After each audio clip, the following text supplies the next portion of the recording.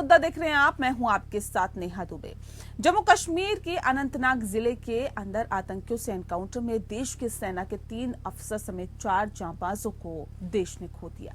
पूरे देश में गम और गुस्सा देखा जा रहा है।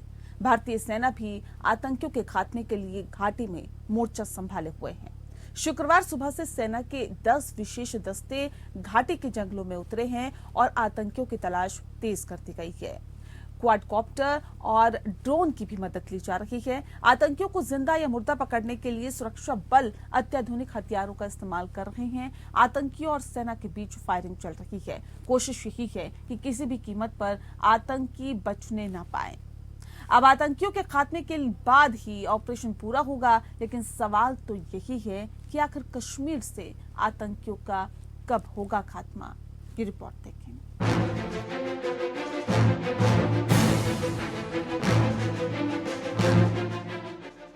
पिछले 2 दिनों में देश ने अपने 4 सपूतों को खो दिया है। कश्मीर के अनंतनाग जिले के कोकरनाग इलाके में बुधवार को सुरक्षा बलों और दहशतगर्दों के बीच मुठभेड़ में सेना के 2 अधिकारी और जम्मू कश्मीर पुलिस अधिकारी शहीद हो गए। अनंतनाग में आतंकवादियों के साथ मुठभेड़ में राष्ट्रीय राइफल्स यूनिट के कमांडिंग कर्नल और 1 मेजर शहीद हो गए। वहीं इस मुठभेड़ में जम्मू कश्मीर पुलिस के डीएसपी भी शहीद हो गए हैं। देश इन वीर सपूतों का तो गम मना ही रहा है, लेकिन शुक्रवार सुबह एक और बुरी खबर आ गई।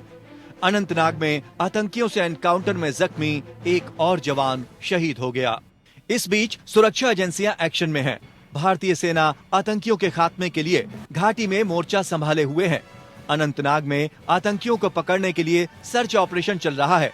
शुक्रवार सुबह से सेना के 10 विशेष दस्ते घाटी के जंगलों में उतरकर आतंकियों की तलाश कर रहे हैं। क्वाडकॉप्टर और ड्रोन की भी मदद ली जा रही है। संभावना है कि एनकाउंटर के बाद ये आतंकी जंगलों में जाकर छिप गए हैं। अपने जवानों की शहादत से देश गमगीन है। आतंकवाद के खिलाफ देश गुस्से से उबल रहा है। आतंकियों और उनके पनाहगारों को नेस्त नाबूद करने की मांग उठ रही है। मांग उठ रही है कि आतंकियों के सरपरस्तों का फाइनल हिसाब किताब कर दिया जाए। हर कोई पाकिस्तान के खिलाफ एक बार फिर से सर्जिकल स्ट्राइक की मांग कर रहा है। वहीं आतंकियों की पनाहगाह बना पाकिस्तान सर्जिकल स्ट्राइक की आशंका से घबरा गया है। पाकिस्तान के विदेश मंत्रालय की प्रवक्ता मुमताज जहरा बलूच ने बयान दिया है कि हमारे लोगों ने जम्मू कश्मीर के अनंतनाग हमले की रिपोर्ट देखी है। हमारे लोग भारत की तरफ से किए गए दावे की पुष्टि कर रहे हैं।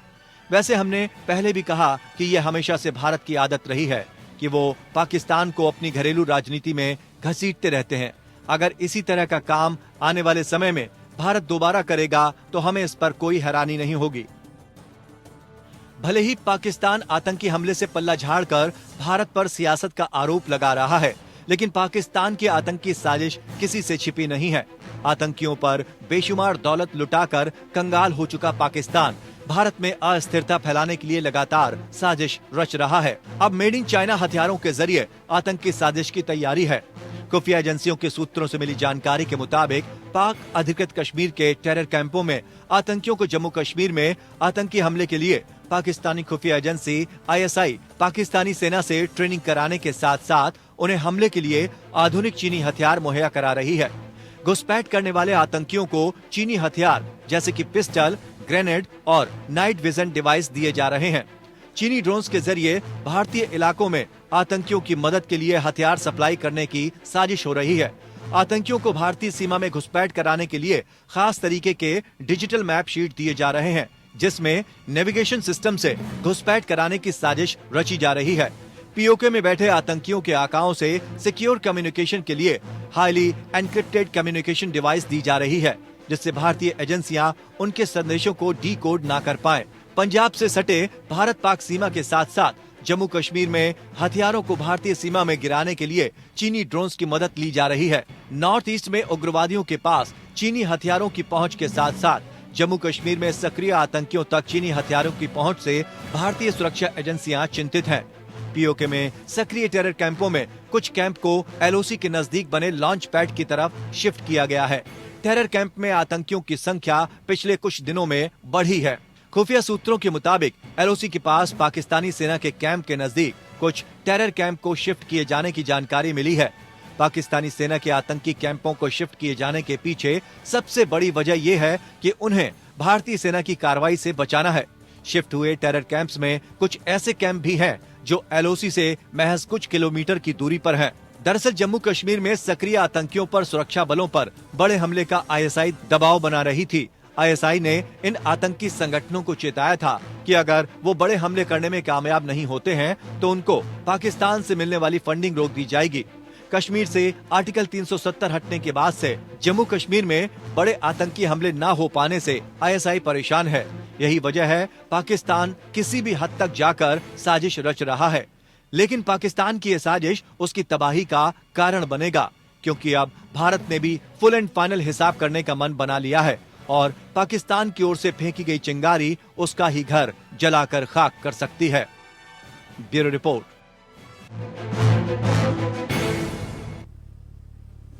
तो जो हालात फिलहाल पाकिस्तान के हैं, आर्थिक तौर पर किस तरह से जूझ रहा है और किस तरह से पाकिस्तान में जो आवाम है वो किस तरह से परेशान है, उसके बावजूद भी अगर पाकिस्तान सुधरने का नाम नहीं ले रहा है तो इसके क्या मायने निकाले जाए, ये भी आज हम समझने की कोशिश करेंगे और समझेंगे ये भी कि कश्मीर से आखिर आतंकियों का खात्मा कब और कैसे होगा। भले ही ये कहा जा सकता है कि पहले की तुलना में अब आतंकवादी घटनाएं कम हो रही हो, लेकिन उसके बावजूद भी खत्म नहीं हुई है। इस विषय पे तफसील से चर्चा करने के लिए खास मेहमान हमारे साथ मौजूद है, उनसे आपका परिचय करा देते हैं। इस वक्त हमारे साथ एसपी वैद्य जी हैं, पूर्व डीजीपी हैं जम्मू कश्मीर के। बहुत स्वागत है सर आपका। और साथ ही साथ retire group captain BN Jha साहब हैं जो कि रक्षा विशेषज्ञ हैं। झा साहब आपका भी बहुत स्वागत है। इस खास कार्यक्रम की शुरुआत वैद्य साहब आपके साथ ही करते हैं। वैद्य जी, किस तरह से देखते हैं, और सवाल इस बात को लेकर भी है कि सर धारा 370 हटाई गई तो ये सोचा था कि देखिए अब जम्मू कश्मीर से जो आतंक का खात्मा हो जाएगा, आतंकवादी घटनाएं बंद हो जाएगी, लेकिन सर बावजूद इसके अभी भी ये लगातार जारी है। भले ही पहले की तुलना में अब आतंकवादी घटनाएं कम हो रही हो, लेकिन खत्म नहीं हुई। इसके पीछे की वजह क्या है? देखिए, ऐसा है कि इसमें कोई शक नहीं कि 370 धारा हटाने के बाद हालात में बहुत बेहतरी आई, रिक्रूटमेंट्स कम हुई, इन्फिल्ट्रेशन कम हुई, आपके जो सेपरेटिस्ट पॉलिटिक्स था, हुर्रियत, उनको बिल्कुल खत्म कर दिया। और जो यासीन मलिक जैसे टेररिस्ट थे उनके खिलाफ कानूनी कार्रवाई शुरू हुई। जो टेरर इकोसिस्टम था उसको डिमोलिश करने की कोशिश की गई। बहुत सारे लोग जो सरकार में बैठकर टेररिस्टों की मदद करते थे उनको नौकरी से निकाला गया। डेवलपमेंट का जो प्रधानमंत्री का पुश था उसमें काफी एक्टिविटी हुई। टूरिज्म आपने देखा 2 करोड़ आया। तो ये सारी चीजें जो है पिछले 3-4 सालों से बहुत सब हालात में बेहतरी आई है 370 हटने के बाद। तो इसमें तो कोई शक नहीं, लेकिन ऐसा है अगर कोई ये समझे कि बिल्कुल टेररिज्म खत्म हो जाएगा तो वो गलत फहमी में है, क्योंकि जब तक आपका पड़ोसी मुल्क पाकिस्तान जैसा मुल्क है जिसका काम ही जो बना ही नफरत के बिना पर है, जिसने पूरी सोसाइटी को जिहादाइज कर दिया है और उनको सिर्फ सिखाया जाता है, ज़ॉम्बी की तरह बना दिया है उनको कि काफिरों से नफरत करनी है, भारत से नफरत करनी है, जिहाद करनी है, बदतरूरें मिलेंगी, गजवाइन करना है। तो आप 99 टाइम्स आप सक्सेसफुल होते हैं, लेकिन एक बार ऐसा भी मौका आता है जब टेररिस्ट कामयाब हो जाते हैं। तो आप पाकिस्तान ने कोविड वॉर इंडिया पर लॉन्च की है, हमें इसके लिए लॉन्ग टाइम के लिए तैयार रहना पड़ेगा जब तक पाकिस्तान में तब्दीली नहीं आएगी, क्योंकि वहां का हर चीज कंट्रोल वहां की एस्टैब्लिशमेंट करती है। आपके पॉलिटिशियन कहते हैं बातचीत करिए, किससे बातचीत करें? वहां के प्रधानमंत्री कठपुतली होते हैं। कल इमरान खान से आज हटाकर किसी दूसरे को बना दिया। वहां हर चीज चलाती है वहां की एस्टैब्लिशमेंट। वो उनकी पॉलिसी है भारत को ब्लीड बाय 1000 कट। तो आप किससे बात करिएगा? तो वो तो आपसे बात करने के लिए तैयार नहीं है। तो ये बिल्कुल बेकार बात है जो कहते हैं कि आप बात करिए उससे। दूसरा, ये जो परसों की घटना है जो अनंतनाग कोकरनाग में हुई, उसमें देखिए मैं इन्वेस्टिगेटर्स को यही कहूंगा कि ये भी देखना चाहिए कि जो सोर्स था, जो खबर लाया, क्या वो उसको मिला हुआ तो नहीं था, ये एस्पेक्ट देखनी चाहिए। अगर वो मिला हुआ था तो क्या उसने ये इंफॉर्मेशन दी कि कितने बजे कब और किस रूट से आएंगे? और जो कार्डन सर्च ऑपरेशन होता है वो एक सरप्राइज एलिमेंट होता है। वो टेररिस्ट जो अपने हाइड आउट में बैठे हैं उनको कानो कान खबर नहीं लगनी चाहिए। तो फिर फौज की मूवमेंट किस रास्ते से कितने बजे होनी है, ये इतला उन तक कैसे पहुंची, ये पॉसिबिलिटी भी देखनी चाहिए कि ये इतला किसने उनको टेररिस्टों को इन्फॉर्म किया कि फौज इतने बजे इस रास्ते से आ रही है, ताकि वो आत्मघाती हमला कर सकें, वो एम्बुश कर सकें। ये वाला एस्पेक्ट भी देखना चाहिए।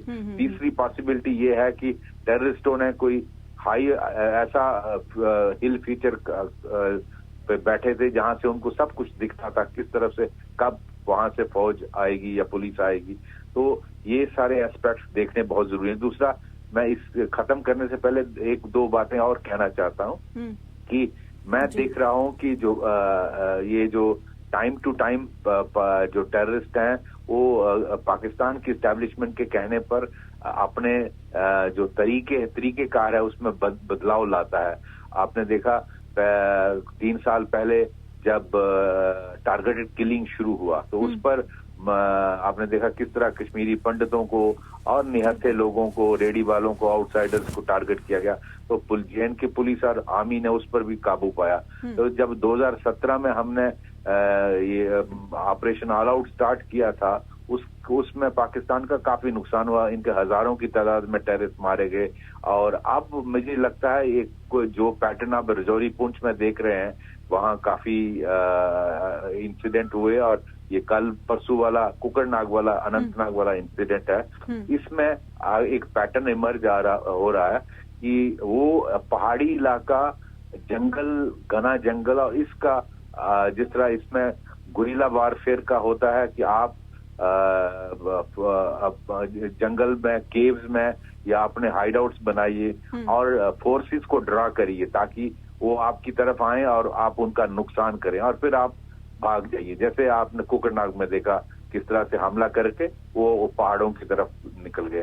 तो अब वो इनहेबिटेड एरिया में, जहाँ गांव था, जहाँ बिल्ट अप एरिया है, वहां उनको लगता था वो फंस जाते थे और मारे जाते थे, बचने का कोई स्कोप नहीं था। तो अब ये पैटर्न मुझे लगता है जो रजौरी पुंछ की घटना है और ये कुकरनाग अनंतनाग की घटना है, इससे मुझे लगता है कि एक गुरिल्ला वारफेयर टैक्टिक्स जो जिसमें पहाड़ी और जंगल के इलाकों का इस्तेमाल किया जा रहा है, ये इसको हमें समझना पड़ेगा और हमें इसके मुताबिक अपनी स्ट्रेटेजी को बदलना पड़ेगा। बिल्कुल, थोड़ा सा बदलना पड़ेगा, इसमें कुछ बदलाव की जरूरत है। झा साहब, जिस बात का जिक्र अभी वैद साहब कर रहे थे, देखिए साफ तौर पर उन्होंने कहा कि जो सेना का ऑपरेशन होता है वो बेहद गुप्त होता है। उसकी जानकारी आतंकियों को कैसे लग गई, कैसे उनकी जानकारी मिली, और जो सोर्सेज ये जानकारी देते हैं कि भाई इस तरह से आतंकी हमला हो सकता है या आतंकियों ने घुसपैठ की है, तो फिर सेना के गुप्त ऑपरेशन की जानकारी कैसे लगी? वो क्या उस सोर्स का बहुत बेहतर तरीके से उस पर छानबीन नहीं करनी चाहिए? और अगर इस तरह का लॉस इंडियन आर्मी का हो रहा है तो ये कितना बड़ा लॉस है देश का? दूसरी बात ये, जिस बात का जिक्र अभी, चलिए एक एक करके आप जवाब दीजिए, उसके बाद मैं और सवाल पूछती हूँ आपसे। देखिए, जो वेद जी ने कहा है कि जब भी इस तरह का इन्फॉर्मर कोई इंफॉर्मेशन देता है तो यूजुअली सेना का 2-3 लेयर जो है वो काम करता है। जो इंफॉर्मेशन आया हुआ है उसको कितना ज्यादा फेस वैल्यू पे लेना चाहिए, वो कितना सशक्त या कितना ट्रस्टेड वो इन्फॉर्मर है। अगर ट्रस्टेड इन्फॉर्मर है बिना किसी डाउट के, तो अक्सर सेना जो है उसके बातों पे चली जाती है। लेकिन पिछले कुछ दिनों के अगर आप घटनाक्रम देखें, चाहे अभी ये अनंतनाग में हुआ था, इससे पहले भिम्बर गली में हुआ था, उसके पहले भी वो भट्टा दुरिया में हुआ था। तो भिम्बर गली, भट्टा दुरिया, इस दोनों में तो हम जानते हैं कि सेना जो आ रही थी इसकी खबर वहाँ के टेररिस्ट को थी और ये टेररिस्ट वहाँ पे पहले ठहरे हुए थे। ये चीज बहुत ज्यादा इम्पोर्टेंट है। देखिए, जो भी बाहर से टेररिस्ट आए हुए हैं या जो अंदर के ही जो जिहादी, सो कॉल्ड जिहादी एलिमेंट है इंटरनल, वो ये जो लोग हैं, ये अपना जो पूरा सोर्स है ये अपने जो पब्लिक है इनकी, इसी में से लेते हैं। अगर कोई बाहर से भी आता है टेररिस्ट, वो अक्सर वो पहले इन्हीं लोगों के बीच में रहता है, इसके बाद अपनी कोई एक छोटी सी जगह बनाता है जंगल में जाके, फिर वहाँ छुपता है, लेकिन इनकी जो आम खाने की पीने की और बाकी जो रसद जो होती है इनकी वहीं के लोगों से आती है। तो वहाँ के लोगों में एक छोटा सा तबका ऐसा है जो कि या तो इनका इन्फॉर्मर है या इनका सिंपैथाइजर है या उनको पनाहगार हैं वो लोग। तो ये लोग वहाँ पे हैं और जब तक ये लोग वहाँ पे हैं ऐसे लोगों को पनाह मिलती रहेगी। और टेररिज्म की जो खत्म करने की बात छोड़ दीजिए, टेररिज्म वहाँ पे एक्टिव टेररिज्म, चाहे वो सेना के खिलाफ हो, चाहे वहाँ के पंडितों के खिलाफ हो, या वहाँ पे जो बाकी दूसरे जो राज्यों के लोग वहाँ पे चाहे किसी काम के लिए गए हुए हैं उनके खिलाफ हो, ये चलता रहेगा। तो इसके लिए 2-3 चीजें बहुत जरूरी है। वो जो पनाहगार हैं जो वहाँ पे इंफॉर्मेशन देते हैं या उनको ठहराव देते हैं, उनको उनके ऊपर में आप कड़ी जो है वो वहाँ पे फैलाइए। देखिए, आपको याद होगा फ्रांस में जब अटैक हुआ था, जब एक टीचर का गला काट दिया था, उसके बाद वहाँ की सरकार ने वहाँ के आसपास के लगभग 50 मदरसों और मस्जिदों में छापे मारे और वहाँ के जो नमाजी थे, वहाँ के जो मुल्ले थे या वहाँ के जो भी थे पादरी जिसको कहते हैं, पादरी नहीं मतलब मुल्ले ही हैं मोस्टली, मौलाना, ये बाहर से आए हुए थे, ये बाहर के रेडिकलाइज नेशन से आए थे। और वहाँ पे वो फ्राइडे को जो उनका खुतबा होता है, वो फ्राइडे खुतबा में लोगों को वहाँ पे रेडिकलाइज करते थे। तो ये चीजें आज ही नहीं, मैं तो वहाँ पे 1990 में जब ये गालिब चल रहा था, जब वहाँ पे पंडितों का जब वहाँ पे जिनोसाइड चल रहा था, मैं उन दिनों में वहाँ पे पोस्टेड था। तो मैंने तो वहाँ के मस्जिदों से ये सब आवाज सुनी है। तो वहाँ के लोकल लोग जो हैं वो भी काफी रेडिकलाइज उन दिनों में हुए थे। आज के दिनों में स्थिति काफी बेहतर है, लेकिन ये जो नमाजी हैं, ये जो मुल्ले हैं उन मस्जिदों में, इनके ऊपर में ध्यान रखना जरूरी है, क्योंकि इनको पता होगा कि कौन कौन रेडिकलाइज आदमी है और कौन कौन उस एरिया में जो है वो जो आतंकियों को पनाह देता है। ये चीज है। हालांकि आर्मी भी एक अपने तरीका रखी हुई है, वहाँ के सरपंच, वहाँ के मुखिया, उनके थ्रू उनको भी पता चलता है या और किसी इन्फॉर्मर से पता चलता है कि कौन पनाह दे रहा है, कौन पनाह नहीं दे रहा है। तो अंदर के जो इन्फॉर्मर्स हैं उसको कंट्रोल में करना होगा। और एक चीज देखिए नेहा, क्या हो रहा है, मुझे लग रहा है कि आर्मी को फ्री हैंड नहीं दिया गया, क्योंकि आर्मी जानती है कि एलओसी के उस तरफ में लगभग 28 लॉन्च पैड्स हैं और आज के दिनों में वो 28 लॉन्च पैड लबालब भरे हुए हैं, क्योंकि स्नोफॉल अब आने वाले दिनों में शुरू होगी वहां पे और उस स्नोफॉल के बाद में फिर वो रास्ता बंद हो जाएगा। तो वो जो लॉन्च पैड हैं, लोगों को मिलिटेंट्स को वहीं पे मारना पड़ेगा। अगर हम वेट करते रहेंगे कि जब वो हमारी तरफ में वो सुरंग बना के आएंगे या किसी और तरीके से आएंगे तब हम उसको मारेंगे, तो उसमें से यही जो 2, 4, 5 बच जाएंगे, वही ऐसे कारनामे करके चले जाएंगे जो आज के दिन में हम देख रहे हैं हो रहा है, चाहे वो आर्मी के खिलाफ हो, चाहे वहाँ के पंडितों के खिलाफ हो। बहुत सारी बातें कुछ ये भी कहा जा रहा है सर कि अब तो आतंकी कैंप जो है वो शिफ्ट कर लिए जा रहे हैं। इसके कुछ कैंप जो बहुत नजदीक थे उसको शिफ्ट किया गया है, लेकिन याद रखिए हमारे पास में 2 अस्त्र ऐसे हैं। एक है एयरफोर्स का अपाची हेलीकॉप्टर जो 28 किलोमीटर का जो रेंज है, बिना एलओसी क्रॉस किए हुए किसी भी लॉन्च पैड को तबाह कर सकता है और एक सॉर्टी में 8 लॉन्च पैड तबाह किए जा सकते हैं। ये आज के दिन में एयरफोर्स के पास में शक्ति है। एयरफोर्स को छोड़ दीजिए, आर्मी के पास में जो हॉविट्जर्स हैं, हॉविट्जर्स गन, ये इसकी मारक क्षमता 42 किलोमीटर है। अपने देश में ही रह के ये पिन पॉइंटेड अटैक कर सकते हैं, लेकिन जो सरकार कहती है कि फ्री हैंड दिया है, फ्री हैंड अपने देश में उन लोगों को मारने के लिए दिया हुआ है, लेकिन अक्रॉस द एलओसी उस लॉन्च पैड को कब तबाह नेस्तनाबूद करना है, ये फ्री हैंड शायद आर्मी के पास में नहीं है। ये जो भी अपने देश के प्रवक्ता होंगे एमओडी के, वो बताएंगे आपको। ये फ्री हैंड देना पड़ेगा, क्योंकि इन कॉकरोच को, इन चूहों को उन्हीं के बिल में मारना जरूरी है। ये तो आपने सही कहा कि जाहिर तौर पर फ्री हैंड सेना को मिलना चाहिए, लेकिन वैद साहब जिस बात का जिक्र अभी झा साहब कर रहे थे कि देखिए वो जो पनाहगार है, सबसे पहले वो पता लगाना एक बड़ी चुनौती होती है और जाहिर तौर पे उसमें एक पुलिस की भी भूमिका रहती है कि पुलिस भी अपने लेवल पर ये पता लगाए कि आखिर कौन पनाहगार है। सेना अपने स्तर पे काम करती है, लेकिन लोकल एरियाज में पुलिस की जो पकड़ रहती है वो शायद किसी और की नहीं रहती, लेकिन ऐसे में क्या लगता है कि वहां कहीं चूक हो रही है जिसकी वजह से जो पनाहगार हैं वो बिना किसी डर के, बिना किसी खौफ के आतंकियों को पनाह देते हैं, उनको पालते पोसते हैं और फिर इस तरह की हरकत वो करे उसके लिए उन्हें तैयार करते हैं। जी बिल्कुल, पहले तो मैं जो जहाज साहब कह रहे थे मैं बिल्कुल उनसे सहमत हूँ।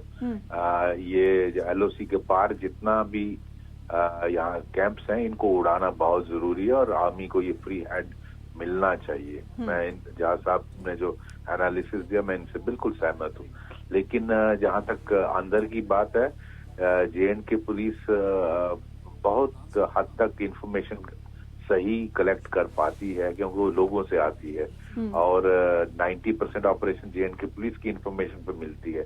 आपको याद होगा 1700 JNK पुलिस के लोग शहीद हुए हैं, जिसमें हजारों की तादाद में जख्मी हुए हैं और जिसमें 7 डायरेक्टर जनरल रैंक के लोग जख्मी हुए हैं। कोई भी पुलिस इतनी बहादुर पूरे देश में क्या मुझे दुनिया में नहीं दिखती है।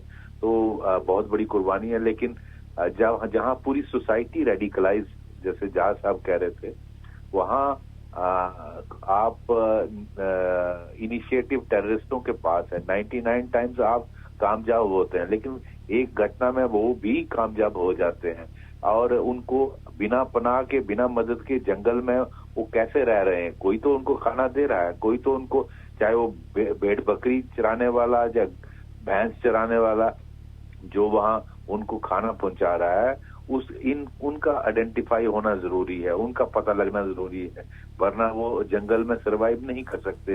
अगर पाकिस्तान से भी जिस तरह रजौरी पुंछ में आते हैं तो हफ्ते का सामान ला सकते हैं, लेकिन वो महीनों कैसे जंगल में केव्स में रहते हैं। तो वो वहाँ JNK पुलिस की जो रोल है बहुत इम्पोर्टेंट हो जाता है और वो कहीं ना कहीं चूक हुई है कि ये पता नहीं चला है या इंफॉर्मेशन मिली है और उसमें वो मूवमेंट हमारी डिस्क्लोज हो गई है। ये ऐसी एंटी टेरर ऑपरेशंस में ये आपका रिस्क फैक्टर तो रहता ही है। तो ये हमें इसलिए एक परसों का ये झटका लगा जिसमें हमने 3 बहादुर और 4 लोगों को खोया। बिल्कुल, ये एक बड़ा लॉस है, ये एक बड़ा कहा जा सकता है कि झटका है भारत के लिए, जिस तरह से 3 अफसर और 1 जवान को भारत ने खोया है। लेकिन जिस तरह से डटकर लगातार सेना मुकाबला करती है, पुलिस लगातार कोशिश करती रहती है कि आतंकियों को मुंह तोड़ जवाब दिया जाए और उससे जो सोर्सेस निकल के सामने आती हैं और उसकी जो सूचना निकल के सामने आती है वो सेना तक पहुंचाना और उसके बाद ऑपरेशन कामयाब तरीके से करना, ये वाकई काबिल तारीफ है। बहुत शुक्रिया सर आप दोनों का हमारे साथ इस खास चर्चा में शामिल होने के लिए। मुद्दा में फिलहाल के लिए इतना ही। नमस्कार।